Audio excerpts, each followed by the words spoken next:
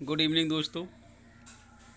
जैसा कि आपको पता है, इतिहास का पहला वीडियो आपको प्रोवाइड किया जा चुका है और ये दूसरा वीडियो इतिहास का आपको मिल रहा है, जिसमें आधुनिक भारत का इतिहास बताया जा रहा है। मैंने यूरोपीय कंपनियों का आगमन आपको बता दिया था, उसी में छोटा पार्ट रह गया था ईस्ट इंडिया कंपनी के बारे में, तो उसकी जानकारी आपको डिटेल में बता रहे हैं। ज़रा आपको ध्यान रहे। अपनी पाठशाला क्लास पर आपको सभी विषय प्रोवाइड किए जाएंगे और वो भी बिल्कुल फ्री, और एक एक शब्द को बड़ा मन से आपको देखना है, ध्यान से सुनना है और इसकी नोट्स भी बनाते चलना है। इतना डिटेल में आपको बताया जा रहा है। और जैसा कि आपको बता दें, आपको जो बताया जा रहा है वो एनसीईआरटी, पूरी एनसीईआरटी पर आधारित ये बुक है। आप देख सकते हैं इस बुक को। इस बुक में आपको दिखाई भी दे रहा होगा, पूरा आपकी देखो एनसीईआरटी बेस बुक है। और most useful IAS, PCS, UGC, net, SSC, bank, PO, railway and other one day competitive classes या एग्ज़ाम्स। देखो पूरी एनसीईआरटी पर आधारित बुक है ये, और पूरा इतिहास आपको मिलेगा, संपूर्ण जानकारी इतिहास की मिलेगी। बहुत ही अच्छी बुक है। और चलो स्टार्ट करते हैं आज का ये दूसरा वीडियो इतिहास का। जल्दी जल्दी पढ़ेंगे और नोट्स भी बनाते चलेंगे। और जो चीज़ समझ में ना आए प्लीज़ कमेंट और सब्सक्राइब कर कमेंट करके आप पूछ सकते हैं। और ध्यान रखें, लाइक शेयर सब्सक्राइब करना मत भूलें, यही आप मेरी मेहनत होगी। चलो सबसे पहले स्टार्ट करते हैं इसकी स्थापना। तो इसकी स्थापना की अगर बात की जाए तो 31 दिसंबर 1600 ईस्वी को इसकी स्थापना हुई थी। और 31 दिसंबर 1947 जो इसकी स्थापना हुई थी, इसके बारे में थोड़ा और भी जानकारी करेंगे आगे। अगर बात की जाए, इनका उपनाम जो था कंपनी का वो था आपका जॉन कंपनी। नेक्स्ट बात की जाए मुख्यालय की, तो मुख्यालय इसका था ब्रिटेन। और इसका जो स्वरूप था वो था संयुक्त उद्यम कंपनी। पूछा जाता है कि जो ये कंपनी थी ईस्ट इंडिया कंपनी, इसका स्वरूप क्या था, तो इसका स्वरूप आप बताएंगे, तो इसका स्वरूप बताएंगे उद्धव कंपनी। क्या था? उद्धव कंपनी। ये आपकी जानकारी के लिए पर्याप्त है। नेक्स्ट क्वेश्चन की अगर बात की जाए, जो रॉयल चार्टर था ये क्या था? रॉयल चार्टर जो था, इसके द्वारा जो ब्रिटेन की महारानी थी एलिजाबेथ प्रथम, पूछा जाता है कि रॉयल चार्टर जो था वो क्या था। रॉयल चार्टर एक कुछ नहीं था, इसमें महारानी एलिजाबेथ थी, इन्होंने एक चार्टर दिया था कंपनी को व्यापार करने के लिए। और सॉरी, क्षमा चाहेंगे थोड़ी देर के लिए।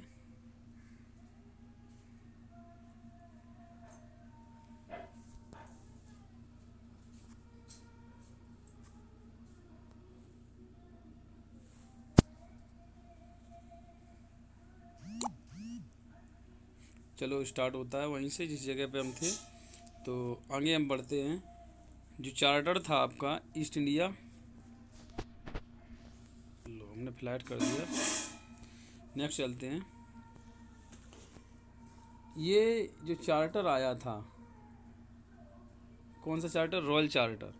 ब्रिटेन की महारानी एलिजाबेथ ने दिया था। और इसमें क्या किया था, उन्होंने ये कहा था कि 15 वर्षों की अनुमति दी गई थी इसके द्वारा कि आप 15 वर्षों तक रॉयल चार्टर के तहत 15 वर्षों तक इंडिया में आप व्यापार कर सकते हैं। लेकिन हुआ क्या था, जो जेम्स प्रथम था, जेम्स फर्स्ट ने क्या किया, इसने व्यापार की अवधि अनिश्चित समय के लिए बढ़ा दी। इससे क्या हुआ कि जो हिंदुस्तान के लोग थे वो भड़क गए थे। आगे इसका जो इसी के बारे में बता रहे हैं, इसका जो मूल नाम था वो 1599 में ही, लगभग जब इसकी स्थापना हुई थी 1599 में ही मर्चेंट एडवेंचर नामक दल ने ईस्ट इंडिया कंपनी की स्थापना की थी। और अगर घटना चक्र की बात की जाए ईस्ट इंडिया कंपनी की, जब इंडिया में ये आए तो इंडिया में घटना चक्र की अगर स्पेशली बात की जाए, तो सबसे अगर इम्पोर्टेंट बात अगर देखी जाए घटना चक्र के बारे में, तो 1611 में मसूलीपट्टनम में या मछलीपट्टनम में इन्होंने अस्थायी फैक्ट्री स्थापित की। पूछा भी जाता है कि जो अस्थायी फैक्ट्री थी वो जो अंग्रेज थे इन्होंने कब स्थापित की थी? 1611 में। क्योंकि इस समय क्या हुआ था, थोड़ा इसके बारे में बता दें।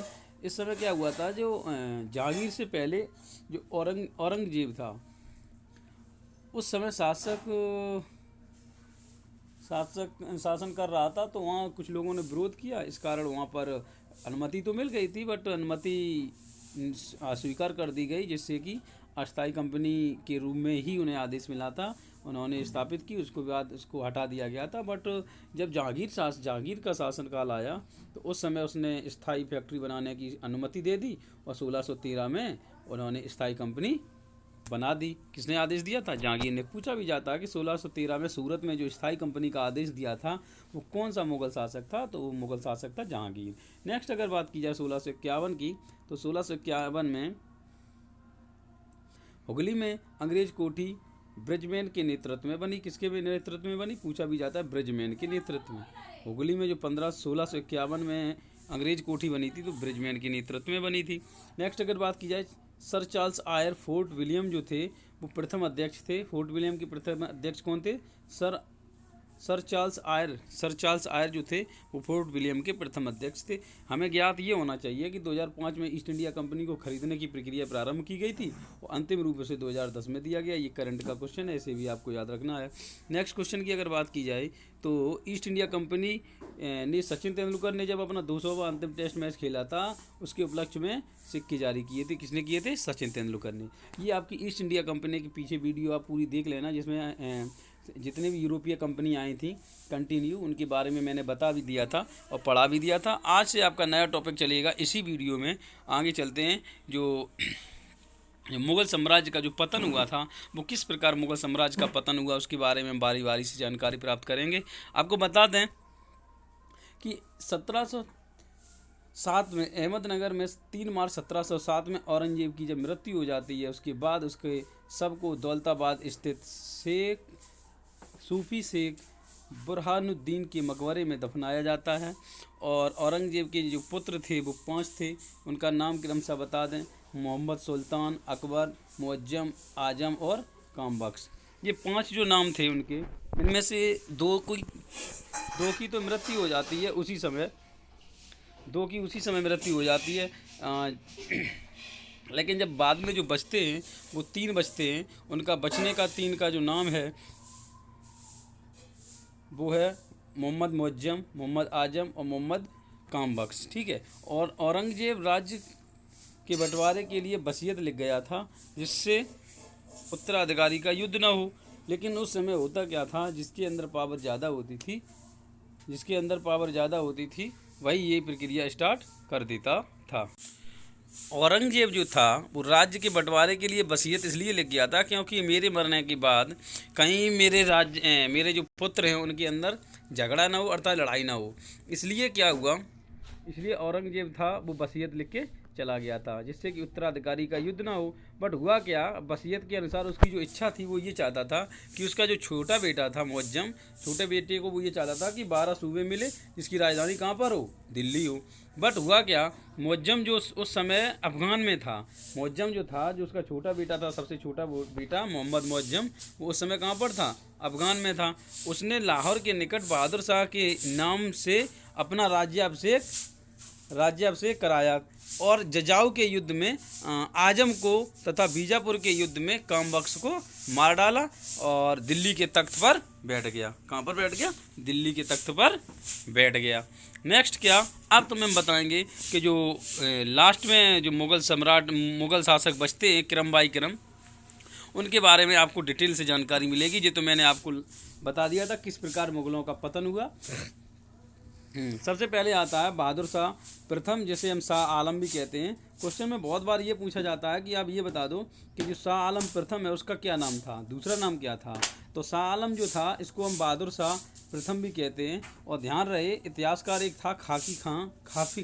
इस खाफी खां ने इसे शाह बेखबर की उपाधि दी थी। किसकी उपाधि दी थी दोस्तों? शाह बेखबर की उपाधि दी थी।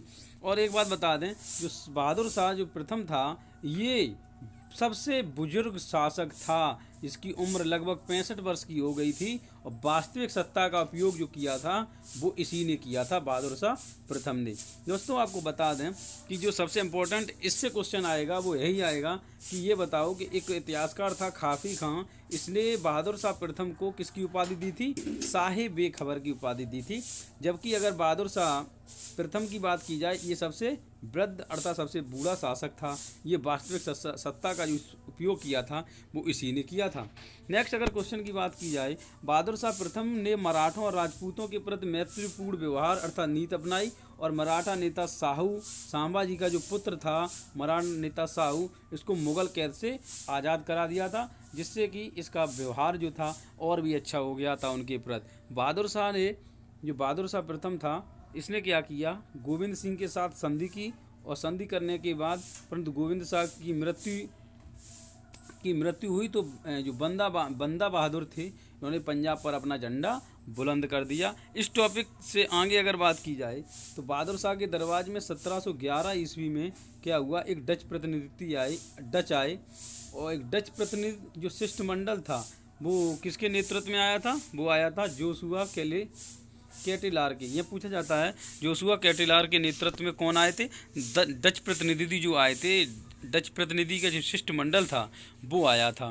ठीक है, जब वो आए थे तो इनके स्वागत में क्या हुआ, एक पुर्तगाली महिला थी, और पुर्तगाली महिला का नाम था जुलियाना। इसने महत्वपूर्ण इसकी भूमिका निभाई थी जब उनका स्वागत हुआ था। इसीलिए इसको जो डच लोग थे उन्होंने बीवी और फिदवा का जो इस प्रकार की जो उपाधियाँ थीं, बीवी और फिदवा की उपाधियाँ दी थी। किसको दी थी, जुलियाना को। किसको दी थी, जुलियाना को। अगर नेक्स्ट क्वेश्चन की बात की जाए इसी टॉपिक से, तो 1712 ईस्वी में क्या हुआ, बहादुर शाह की मृत्यु हो जाती है। 1712 में बहादुर शाह की मृत्यु हो जाती है और जो वो लिख के गए थे वसीयतनामा कि इनके परिवार में ये युद्ध ना हो, बट हुआ भाई, इसमें गृह युद्ध फंस गया और गृह युद्ध प्रारंभ हो गया। ठीक है, एक इतिहासकार थे जो मैंने अभी बताया था, खूफी खां ओपन सिडनी ने कहा है कि मुग़ल सम्राटों में बहादुर शाह अंतिम सम्राट था जिसके संबंध में कुछ अच्छे शब्द कहे जा सके, क्योंकि वो इतना अच्छा सम्राट के रूप में जाना जाता था और सबसे बुजुर्ग सम्राट भी था। उसके बाद मृत्यु के बाद उत्तराधिकारी का युद्ध हुआ, जो वो चाहता भी नहीं था। बहादुर शाह ये नहीं चाहता था कि बहादुर शाह प्रथम ये नहीं चाहता था, जिसे शाह आलम प्रथम भी कहते थे, वो ये नहीं चाहता था कि उत्तराधिकारी का युद्ध हो, बट उसकी मृत्यु के बाद वही हुआ जो वो सोच रहा था। उत्तराधिकारी का युद्ध हुआ और जो सबसे कम योग्य शासक था, जो बिना पढ़ा शासक था, जहांदार शाह वो विजयी होता है और इसका जो साथ देता है वो देते हैं जुल्फ़िकार खां का, उनका समर्थन मिलता है, जिससे कि वह गद्दी पर बैठ जाता है। अब उसका आता है समय, जहांदार शाह का समय आता है 1712 1713 तक। कम योग्य शासक होने के कारण केवल एक ही साल तक वो शासन कर पाता है और ये पढ़ा लिखा था नहीं, सबसे अयोग्य शासक था, इसलिए इसे मूर्ख लंपट मूर्ख भी कहते हैं। ये क्वेश्चन बहुत ज़्यादा पूछा जाता है कि मूर्ख लंपट किसे कहा जाता है, तो आपको याद रखेंगे जहांदार शाह जो था वो सबसे कम योग्य था और पढ़ा लिखा नहीं था, लेकिन एक काम इसने बहुत अच्छा किया था, इसके लिए इससे क्वेश्चन बनता है जहांदार शाह से। वो इम्पोर्टेंट ये था कि इसने क्या किया था, जजिया कर को समाप्त कर दिया था। जजिया कर जो था वो उस समय का बहुत ही प्रचलित कर था, इसको समाप्त कर दिया था। और जो जहांदार शाह था वो एक लाल कुंवरी जो बेश्या थी उससे प्रेम करता था और उसी से उसने बाद में शादी की थी। जहांदार के जो भतीजा था उसका नाम था फर्रुखसियर, ने सम्राट के पद का दावा किया और दावा करने के बाद जब उसने दावा भी किया और इसकी सहायता जो की थी वो सैयद बंधुओं ने की थी। किसने की थी सहायता, सैयद बंधुओं ने इसकी सहायता की थी। किसने भैया सहायता की थी, सैयद बंधुओं ने इसकी सहायता की।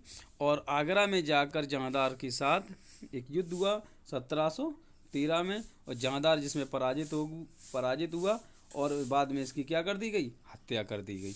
नेक्स्ट क्वेश्चन की अगर बात की जाए और नेक्स्ट जो तीसरा मुग़ल शासक आता है वो आता है फर्रुखसियर, जो जहांदार का क्या था, भतीजा था। और इसकी भी हेल्प वही करते हैं सैयद बंधु की सहायता से। सैयद बंधु का बहुत अच्छा रोल रहता है इसमें, वो बहुत से शासकों को बनाते हैं। तो फर्रुखसियर जो था और इसने अपनी जीत जो सैयद बंधुओं के कारण इनकी जीत हुई थी। सैयद बंधु थे कौन, एक था सैयद अब्दुल्ला खां और एक था सैयद हुसैन अली। इनकी सहायता से ये शासक बनता है और अब्दुल्ला खां जो इसमें होता है वो वजीर बनता है और जब वजीर की उपाधि मिलती है, जबकि हुसैन अली को मीर बख्शी का पद मिलता है। पूछ भी दिया जाता है कि जो अब्दुल्ला खां था और जो हुसैन अली खां था इन दोनों में मीर बख्शी की उपाधि किसे मिली, तो मीर बख्शी का जो पद मिला था वो तुम्हें मिला था अमीर उल उमरा को, हुसैन अली खां को।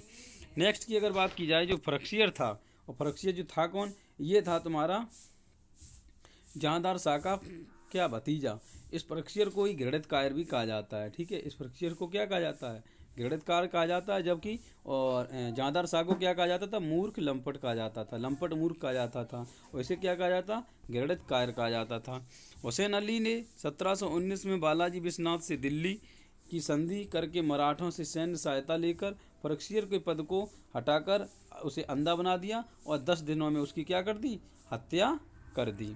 नेक्स्ट अगर बात की जाए, मुगल सम्राट के इतिहासकार में किसी अमीर द्वारा किसी मुगल बादशाह की हत्या का यह पहला उदाहरण था जो किसी मुगल सम्राट में इतिहास में किसी अमीर द्वारा ये हत्या की गई हो, और वो भी किसकी, मुगल सम्राट की हत्या की गई हो।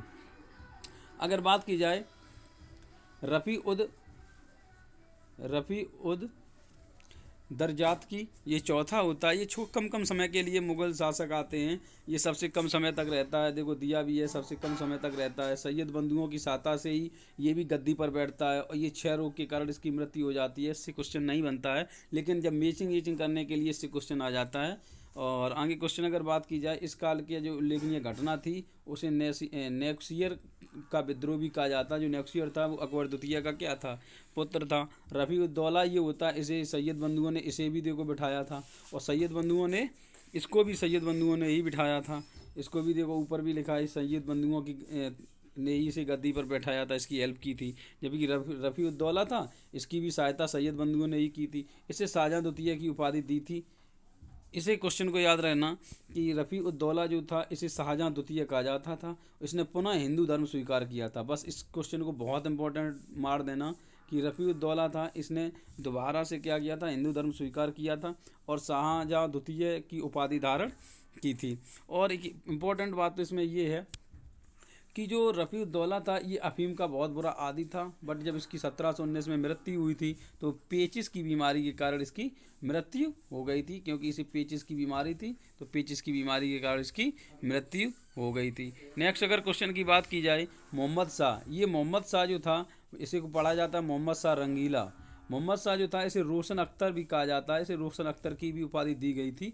और ये 1719 से लेकर के 1748 तक चलता है, और ये काफ़ी समय तक इसका शासन रहता है भारत पर। यह बहादुर शाह के सबसे छोटे जो बेटे थे, बहादुर शाह के सबसे छोटा बेटा था जहान शाह। जहान शाह का ये पुत्र था कौन, मोहम्मद शाह। इसे रंगीला इसलिए कहा जाता था क्योंकि ये विलासतापूर्ण जीवन को व्यतीत करने के कारण इसे रंगीला कहा जाता है। ये मस्त रहता था अपनी दुनिया में, तो अत्यधिक विलासतापूर्ण जीवन व्यतीत करने के लिए इसे क्या कहा जाता था, रंगीला या रंगीला की उपाधि दी गई थी। और इसका जो सैयद बंधुओं का जो काल होता है यहीं पर अंत होता है, और यहाँ से सैयद बंधु बिल्कुल जो उनकी समाप्ति हो जाती है। जबकि आगे अगर बात की जाए मोहम्मद शाह के काल में निजामुल मुल्क ने हैदराबाद राज्य की नींव रखी। क्वेश्चन पूछा जाता है कि जो निजामुल मुल्क जो था इसने किसकी नींव रखी थी, हैदराबाद की इसने नींव रखी थी। अगर सादत खां की बात की जाए, सादत खां ने अवध में अपने राज्य को स्वतंत्र किया।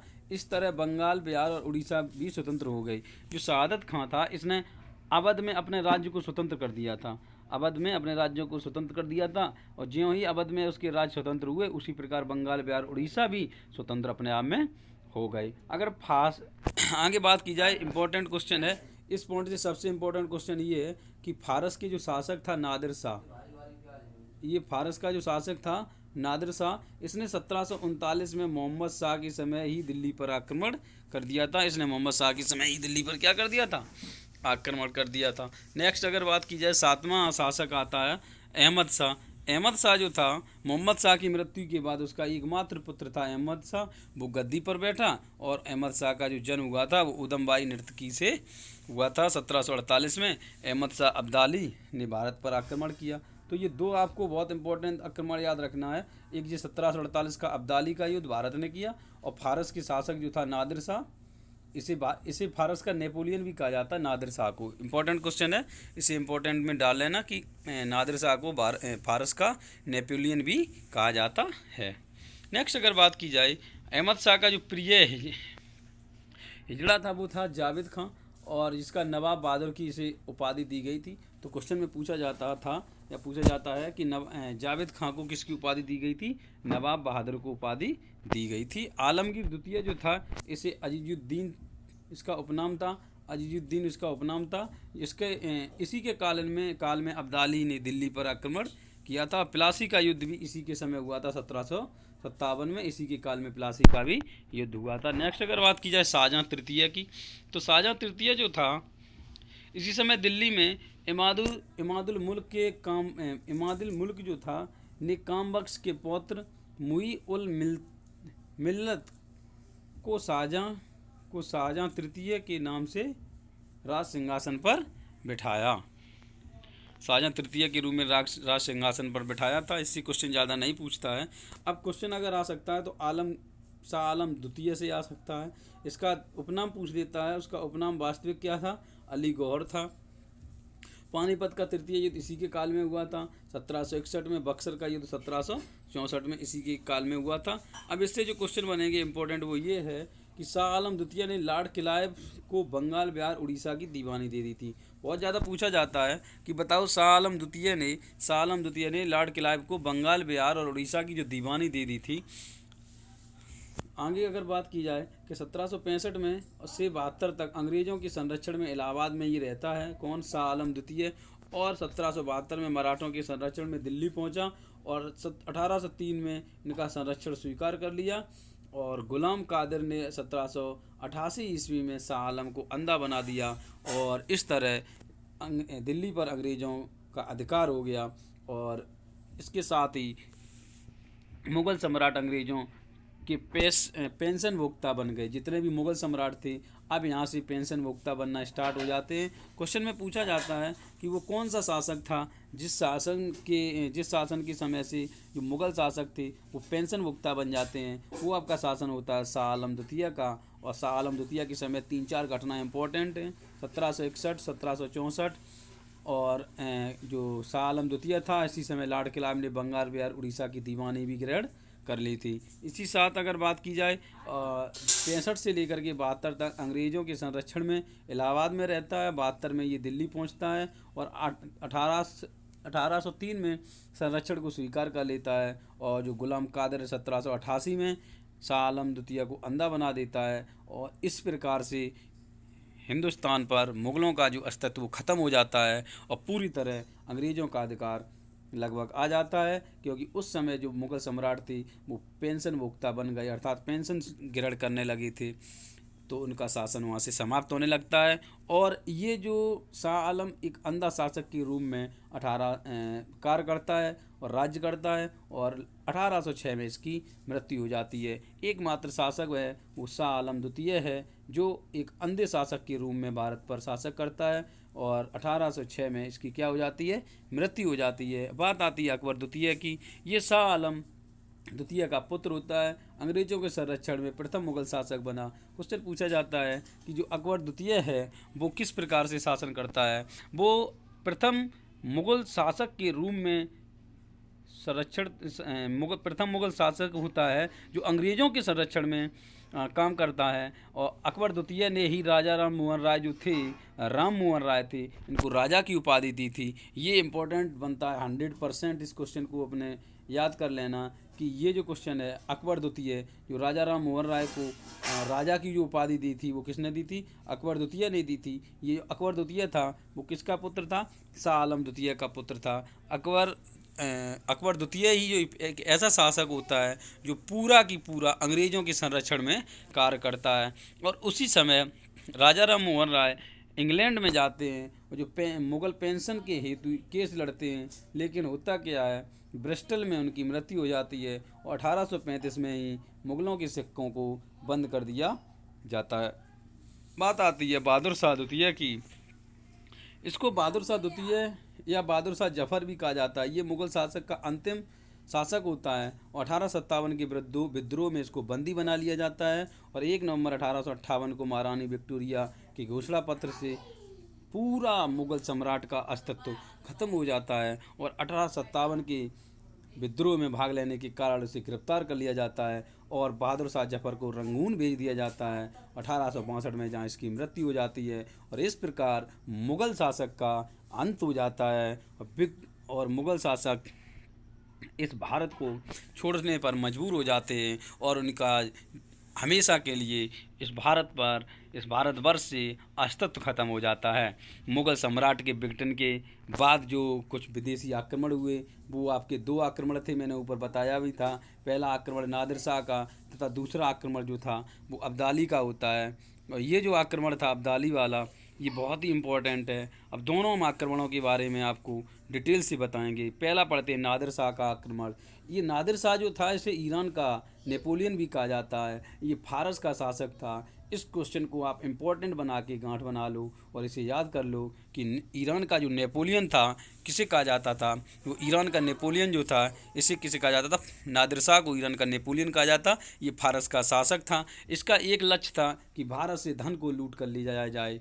नादिर शाह तहमसास्प की मृत्यु के बाद फारस का शासक बना। 1739 में इसने पहली बार भारत पर आक्रमण किया। कुछ मुग़ल दरबारियों का भी आक्रमण करने में आमंत्रण किया था। होता क्या था कि जैसे अगर आपका भला नहीं हो पा रहा है तो आप किसी दूसरे पर आक्रमण करा देते हैं। तो इसी प्रकार से इसने क्या किया था, 1739 में आक्रमण तो किया, लेकिन इस आक्रमण में कुछ अपने जो मुगलवासी हुआ करते थे, जो एक दूसरे का आपस में विरोध हुआ करता था, वो आमंत्रण कर देते थे कि आप आइए, और विरोध करते थे अपने ही राजा का, और उनको दरबारियों को बुलाते थे और दूसरे पर आक्रमण करवा देते। वही लिखा हुआ है कि इसने कुछ मुग़ल दरबारियों का भी आक्रमण करने पर आमंत्रण मिला था।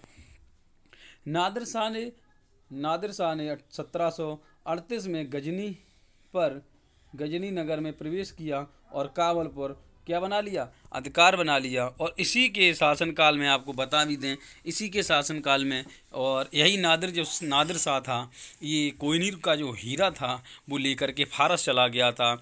उसके बाद अगर दूसरा आक्रमण आता है अहमद शाह अब्दाली, ये इसका आक्रमण होता है। ये क्या करता है कि नादिर शाह का वध कर देता है, और नादिर शाह का वध 1747 में करने के बाद अहमद शाह अब्दाली कंधार पर स्वतंत्र शासक बन जाता है और काबुल जीत लेता है, जिससे आधुनिक अफ़गान की अगर बात की जाए, आधुनिक अफ़गान राज्य की ये नींव रखता है। और नादिर शाह को वैध उत्तराधिकारी के रूप में पश्चिमी बंगाल पर अपना दावा कर लेता है। और इसका भी औचित्य जो था वो एक ही था, केवल धन को लूटना। और इस धीरे धीरे पंजाब पर वह पहला आक्रमण करता है। पूछा जाता है कि जो नादिर शाह है वो पंजाब पर पहला आक्रमण कब करता है? 1748 में करता है, जिसमें वह असफल हो जाता है। पर 1749 में वो पुनः पंजाब पर आक्रमण कर लेता है, और पंजाब पर आक्रमण करके वह पंजाब पर विजय हासिल करता है नादिर शाह। और जो उसका गवर्नर होता है पंजाब का, मुइनुल मुल्क को पराजित कर देता है, और 52 में वह तीसरा पंजाब पर पुनः आक्रमण करता है। इस प्रकार धीरे धीरे सम्राट बनकर वह अहमद शाह अब्दाली को सिंध पंजाब का प्रवेश दे देता है, क्योंकि उस समय वो युद्ध लगातार जीतने लगता है। और 1753 में मुइनुल मुल्क की मृत्यु के बाद वजीर इमादु मुल्क ने अदीना बेग खां को पंजाब का सूबेदार बना दिया, और अहमद शाह अब्दाली ने इस पंजाब के कार्य में हस्तक्षेप बताया। नवंबर 1756 में भारतीय सीमाओं का उल्लंघन कर उसमें प्रवेश कर देता है। इस प्रकार जनवरी 1757 में दिल्ली में प्रवेश कर लिया, और प्रवेश करने के बाद मथुरा में जाकर के भयंकर लूटपाट मचाता है। और अपनी वापसी से पहले अब्दाली ने भारतीयों में आलमगीर द्वितीय को सम्राट बना देता है। आलमगीर द्वितीय और इमादुल मुल्क को वजीर, और रेहला सरदार नजीमुद्दौला का सम्राट का मीर बख्शी और अपना एक एजेंट नियुक्त करता है, और वहाँ से चला जाता है। 1758 में मराठा सरदार रघुनाथ राव दिल्ली पहुंचा, जिसने नजीबुद्दौला को दिल्ली में से निकाल दिया, फिर पंजाब को लूटा। अंत में अदीना बेग खां को पंजाब का गवर्नर बनाकर नियुक्त करके और लौट जाता है। उसी समय अहमद शाह अब्दाली ने मराठों से बदला लेने के लिए भारत पर पुनः आक्रमण किया। फलस्वरूप पानीपत का तृतीय युद्ध 14 फरवरी पूछा जाता है। पानीपत का तीसरा युद्ध 14 जनवरी 1761 को, जिसमें मराठों की पूर्णतः हार होती है। और अब्दाली ने 20 मार्च 1761 को दिल्ली छोड़ने पर पुनः शाह आलम द्वितीय को सम्राट, और नजीबुद्दौला की मीर बख्शी और इमादुल मुल्क को वजीर नियुक्त कर दिया। एक बार फिर वो नियुक्त हो जाते हैं, और उसी के बीच अहमद शाह अब्दाली ने 6वीं बार भारत पर 1763 में आया, अब्दाली का उद्देश्य सिक्कों से सजा देना था। सिक्कों को क्या देना था? सजा देना था। जिन्होंने पंजाब में अपनी शक्ति बढ़ा दी, परंतु अफगानियों में आंतरिक अव्यवस्था उत्पन्न होने के कारण वापस लौट जाना पड़ा अफगानियों को।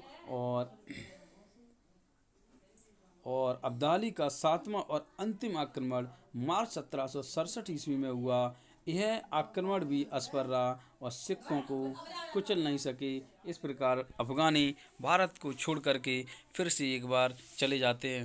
दोस्तों, ये वीडियो आपकी पूरी होती है। इस प्रकार जो मुग़ल शासक जो था, किस प्रकार से मुग़लों का समाप्त करते हैं और किस प्रकार से ईस्ट इंडिया कंपनी आती है। अब धीरे धीरे जो नेक्स्ट वीडियो होगी, वीडियो नंबर 3, वो आपकी कल यहाँ से दे दी जाएगी इस चैनल के द्वारा। बस आपको ध्यान ये रखना है, प्लीज़ अगर ये आपको वीडियो अच्छी लगती है तो लाइक शेयर एंड सब्सक्राइब करना ना भूलें।